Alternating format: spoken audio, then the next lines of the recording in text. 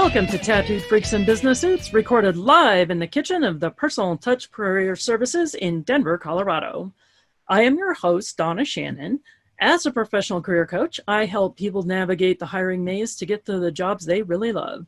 So in addition to working with job seekers one-on-one, I do have a book out there called Get a Job Without Going Crazy, and you can find that on Amazon. But today, my guest is Jen Coken, who is going to speak to us a little bit more about imposter syndrome. So I'll give you a chance to introduce yourself in just a moment. For those of you who are new to our show, our purpose is to explore and kind of redefine the world of work, especially as Gen X, millennials, and those to come after seek positions of leadership that still allow them to be themselves. So every show, we explore a topic related to business or job searching. And of course, we're going to talk about tattoos. Our sponsor is the Personal Touch Career Services, Denver's top-rated career coaches. We focus on the practical tools for your job search, including resumes, LinkedIn profiles, job search coaching, and ongoing classes. So check out our ridiculously long website, which is personaltouchcareerservices.com. Once again, that's personaltouchcareerservices.com, or, you can just Google it. So hi, Jen. How are you doing today? I'm good, Donna. How are you? Good, good. So world feels like it's settling down from COVID a little bit, but that also means business opportunities are opening back up. Yep. And I mean, I heard in Denver, Pinnacle Insurance is not reoccupying their building till January 1. Mm-hmm. So I think it's an interesting, and Facebook has let everybody work virtually from now on. There'll be a space in the office if people want it. But I feel like it's just time for companies to really embrace the virtual workforce in a way they haven't before, and also be attuned to what people's needs are, which I think is all a good thing. But we all still don't know, right? We still don't actually know. So I think it's still hard for people to plan right now. Right. Yeah. So Jen, why don't you just tell us a little bit more about yourself? Because you're an executive coach, which is a little bit different than a career coach. Yeah. So I don't coach people on their careers, like finding a job or finding the right job for them or anything like that. I would be the person who, if you're at the C-suite level, once you got into that job, or maybe you're right below the C-suite level, I would be coaching those people. So for example, I find and my mission is to help people make the difference they want to make. Now, what I say on my website is I'm the executive coach for badass boss ladies who want to grab snarling dogs by the ears, jump over obstacles, and smash hurdles, which I kind of like. But it still doesn't say, well, what do you do? Well, my job is to empower you to make the difference you're here to make. And oftentimes, and I know we're going to talk about imposter syndrome today, oftentimes what I find is the higher up that you go, the bigger the imposter syndrome, the more doubts you have, the more worry you have that you're going to be found out, that you are fraudulently put in that position. I also find that the higher up in the food chain you go, the less opportunity you really have to have any confidence. And so my job is to be that confidant, that sounding board for a CEO or a COO, to help them navigate some new waters when they've just gotten into the job, or maybe they've been at that level and feel stuck or stopped or just kind of lost their mojo. I help them rekindle the passion for what they're up to at work. Right. And I also noticed, when we spoke before, that you concentrate on a long-term relationship for like a 6 to 12 month process to really build the trust and be able to be that confident, right? Yeah, I think that's important because I was just on with somebody earlier. Originally I would do like a 3-month package. What I found was we would have amazing breakthroughs because I use an assessment called Clifton Strengths. I don't know if you do that with your career coach. Yeah, also known as StrengthsFinder by many people. Yep. Exactly. Also known as StrengthsFinder. That's the assessment I use with people because I find it's just really revealing about what they're naturally talented at. And often I can solve communication issues if I'm doing StrengthsFinder with the CEO and the rest of their executive team, or sometimes I'll go in, well, I don't go in anymore, but I'll do virtual, we'll do an assessment for the entire team and then look at the team grid and how they actually relate to one another. So using that assessment, I would find people were naturally kind of in the hum of things at 3 months, and I'd kick them out of the nest. And month 4, there'd be some breakdown. There'd be something we didn't talk about. There'd be some nuance. and we were right back at it again. And so now what I said was, well, if the arc is 3 months, we then want to make sure that whatever limiting beliefs we've identified, we've then created new practices for you to break through those each and every time. But we probably haven't figured out every single scenario where you get triggered and where your anxiety comes in, or your impatience comes in, or your doubting yourself comes in. So when we have that 6-month or 12-month arc, we're able to navigate many more hills and bumps. We're able to practice these tools. We're able to look to see, all right, maybe a new practice is, Donna, if I was coaching you and you said to me, well, you know, Jen, it's a new team and we really want to learn how to build more trust within the team. Okay, well, let's, Donna, talk about the differentiation between what I call personal and private. You want to create personal relationships. You don't have to reveal all the private details. Mm-hmm. You know, how are you doing? I'm good. I'm just going through this divorce. You don't have to talk about the fight that you and your soon-to-be ex just got in, no holds barred. You know, what I say to people, even on Zoom, is just ask people to give a thumbs up, thumbs sideways, thumbs down. How's it going? Mm-hmm. That simple thing. People don't have to say anything more, but you can follow up with the people who are thumbs sideways or thumbs down and find out from them what they're dealing with. You know, they then know that you're empathetic, and that one small shift can change how people feel like how people relate to each other in the organization. But maybe we come to find out that using that initially was fine, but now people are going through the motions. Mm-hmm. All right, well, what's the new practice? Let's take it to the next level.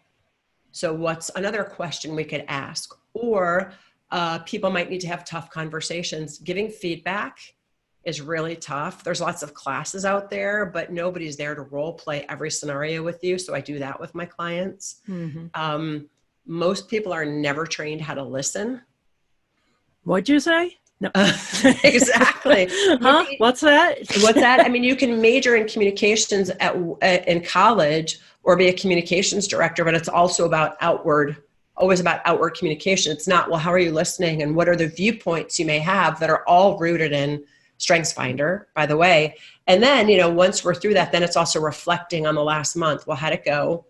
What worked and didn't? What are you liking about your leadership? What do you want to leave behind? Let's go to the next month. So I think coming up with that routine, you're really ingraining those new habits and patterns over that longer cycle.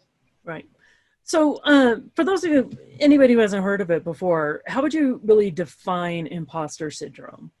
Yeah, it's so Suzanne Imes and Pauline Clance coined the term initially in the 70s, and how they, what they say, their definition is it's an experience of high achievers who often have feelings of feeling like a fraud.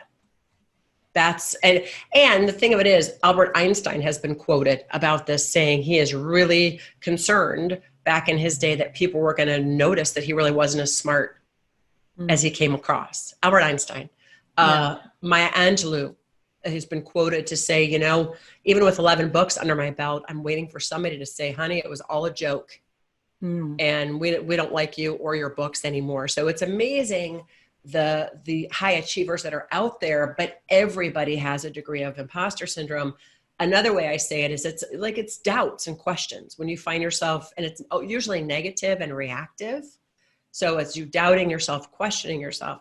What's interesting is in the beginning, Donna, Clance and Imes thought it was with females. Right. Because men have more testosterone, and that's the confidence hormone. But in fact, now what we find is men as much as women experience imposter syndrome. They just don't talk about it. Do you think this might lead to like somebody kind of doubling down in narcissistic behavior, even if they're not a narcissist, just to kind of like cover their butts so that other people don't see these doubts that they're having internally?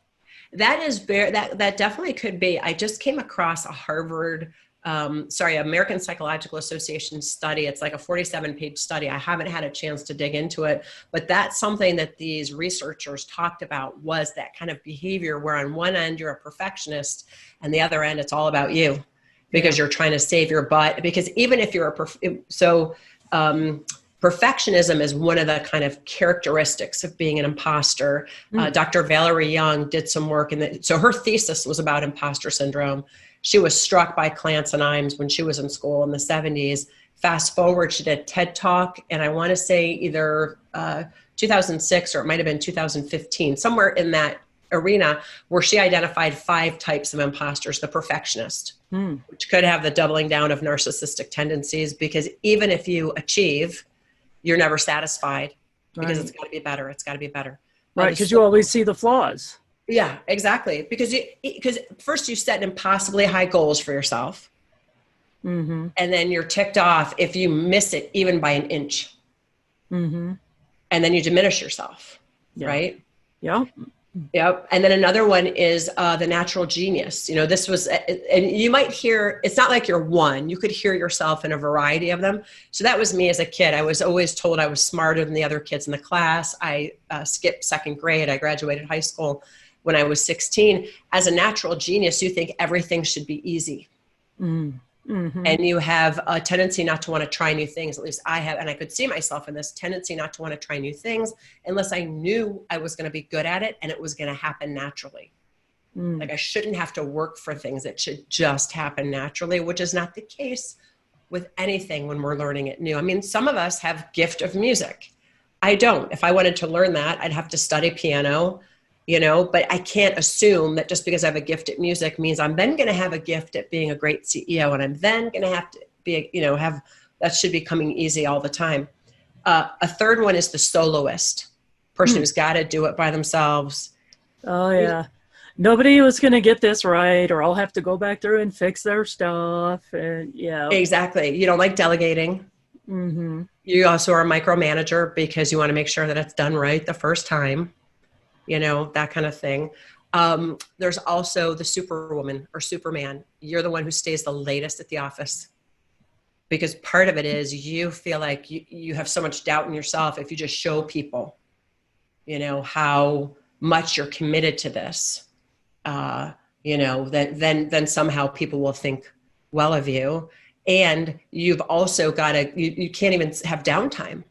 So the weekends, we don't take time for you. And if you're familiar with StrengthsFinder and familiar with Achiever in Strengths, the people love crossing things off their list all the time. This is a hallmark, I would think, of a superman or woman that you can't have downtime that way either. And then I know I'm forgetting the 5th one right now. I think it's the rugged individualist that they know the way and they know the way to go. So it's not just that they're doing it by themselves, but they are heading that way, and that is the way it's going to be, and damn the torpedoes. Right.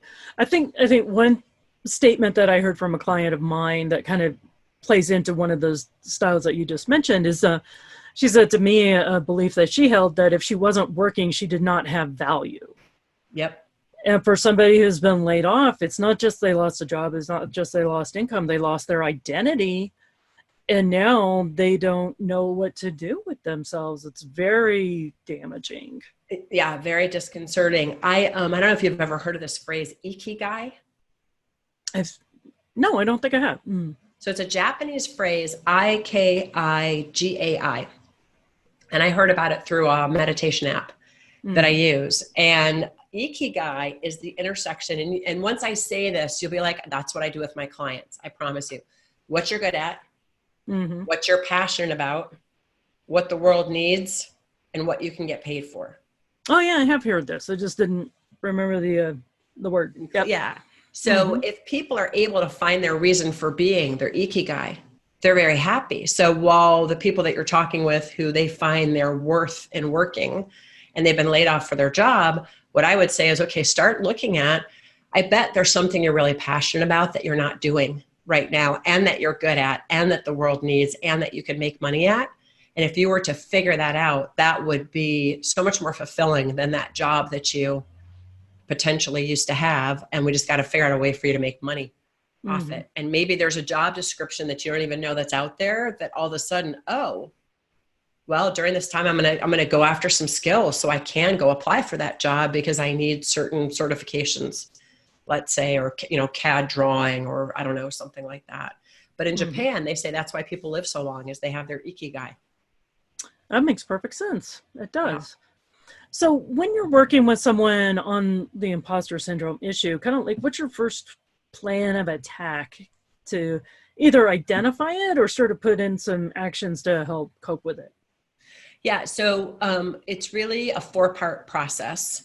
One is if they haven't, so I have a webinar, an online webinar on my website that people can buy and go through themselves with a worksheet.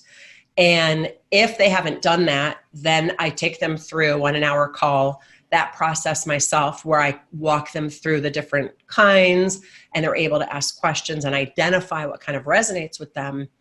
And what's interesting is what Dr. Young said was, well, the way to deal with this is you just stop thinking like an imposter. Oh, gee, thanks. Yeah, but I mean, she had some very good points. She's like, instead of feeling like an imposter for a lifetime, you have an imposter moment. So she began to do some training around the country for organizations and individuals to be able to identify those practices. The only thing is, as you alluded to, it's really easy to be positive when you're thinking positively. But if you're in the midst of some negative cycle, or you're in the midst of, there's things that trigger our imposter syndrome. Imposter syndrome, it's a limiting belief. Mm-hmm. And I do think that all of us have 3 or 5 things that happened to us when we were small that are really innocuous things that put imposter syndrome in place. So first, once I'm able to walk you through the different styles and you see it, I take people through a meditation where they can experience that first time they felt like an imposter. Why do I do that? Because positive psychology doesn't necessarily work when you're in the throes of it. What works is actually to feel all the feels and to get yourself just feeling angry or sad or whatever it is. That's really important, to be able to let that all go, because what you resist persists. If I then say, okay, I'm feeling angry, and I take them through a somatic experience, so I work with them to feel it where it is in their body, etc.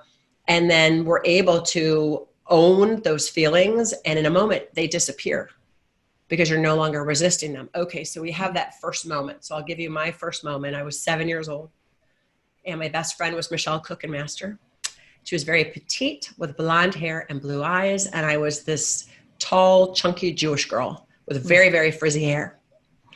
And she and I liked the same boy. His name was Keith Burpee. And what you do as a 7-year-old when you like somebody is you chase them around the playground so you can kiss them, of course.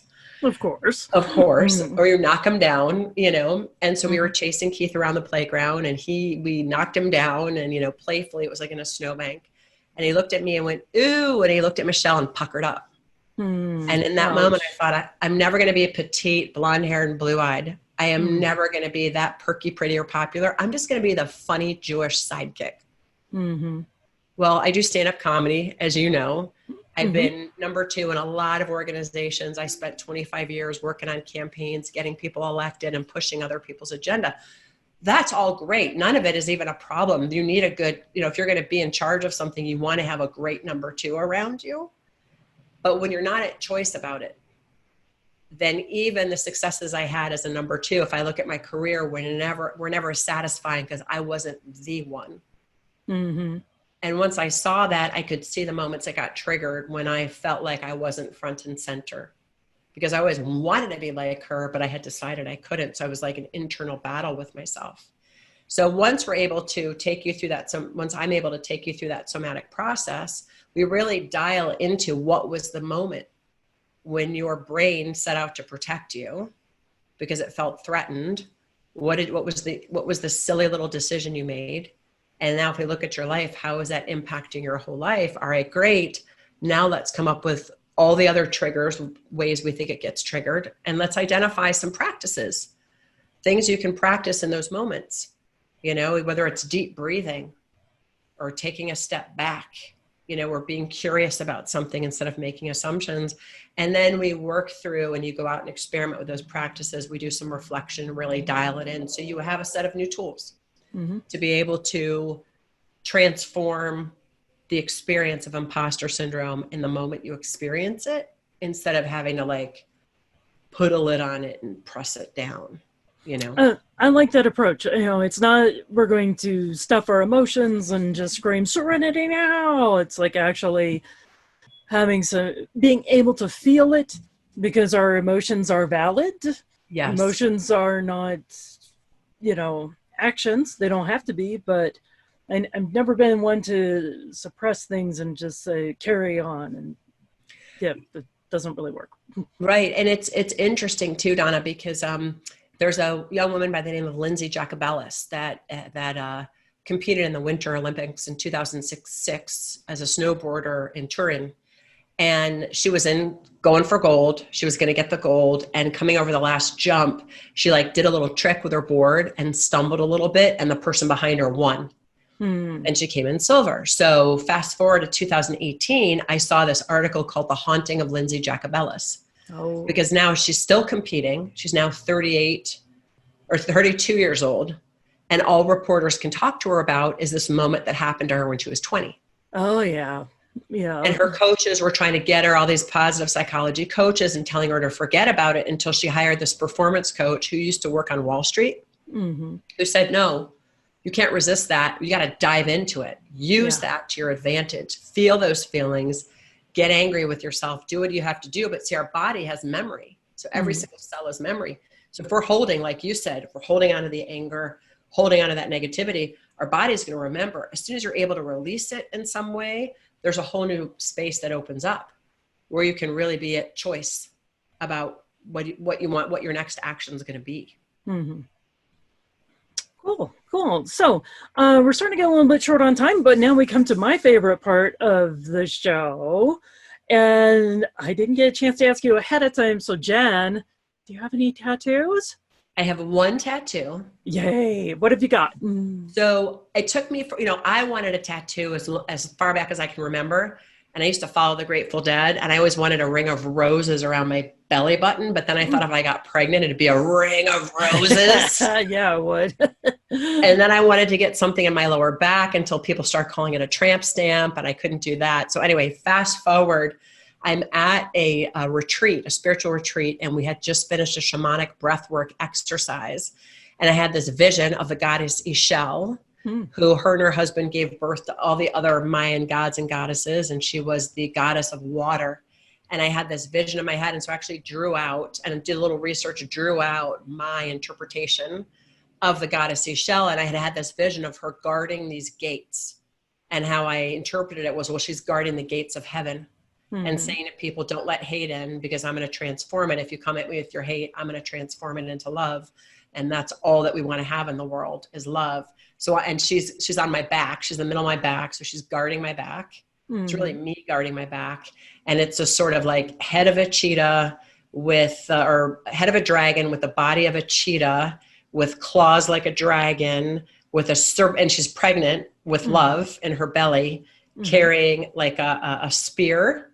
And then she has a snake on her head with one, I don't know what you would call it, like claw hand stretched out in front of these beautiful gates. I did the drawing of her, and the tattoo artist did the gates kind of in the heavens and the clouds. So it was the most painful thing I've ever done in my entire life. It was like, sounds like a big piece too. It's a big piece. And I was growling toward the end of it because I couldn't handle the pain, and people in the shop were yelling at me.